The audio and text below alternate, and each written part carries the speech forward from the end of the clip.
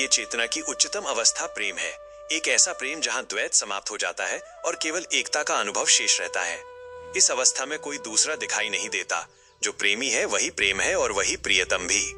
यह वो मिलन है जहां स्व का अस्तित्व पूर्णतः विलीन हो जाता है।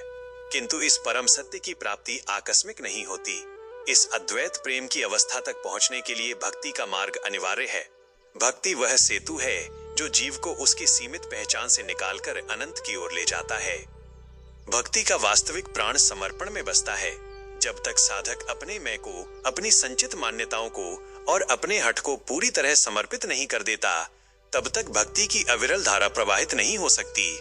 समर्पण कोई लाचारी नहीं, बल्कि एक स्वैच्छिक और आनंदपूर्ण विसर्जन है। किंतु यह समर्पण तभी संभव है जब साधक के भीतर अटूट विश्वास हो। बिना भरोसे के कोई भी व्यक्ति स्वयं को किसी उच्च सत्ता के हाथों में नहीं सौंप सकता। विश्वास ही वो नींव है जिस पर समर्पण का भव्य महल खड़ा होता है। ये विश्वास भी निराधार नहीं होना चाहिए। सच्चा विश्वास सदैव तर्क की कसौटी से निकलकर आता है। जब बुद्धि सत्य की खोज में तर्क करती है, संभावनाओं को टटोलती है और संदेहों का निवारण करती है, तब जो निष्कर्ष शेष बचता है वही अडिग विश्वास का रूप लेता है।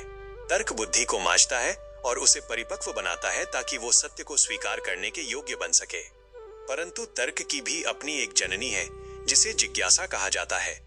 जिज्ञासा वह आदि बीज है जिससे सत्य के अन्वेषण का वृक्ष जन्म लेता है।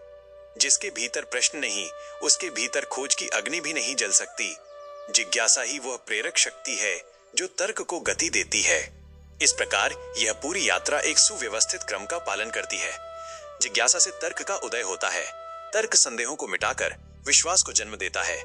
विश्वास से हृदय में समर्पण भाव जागृत होता है और यही समर्पण अंततः उस अनन्य भक्ति में परिणत होता है जो हमें प्रेम की उस पराकाष्ठा तक ले जाती है। जहां केवल एक ही सत्ता शेष रह जाती है। यही वो मार्ग है जहां शून्य होकर ही सर्वस्व की प्राप्ति संभव है।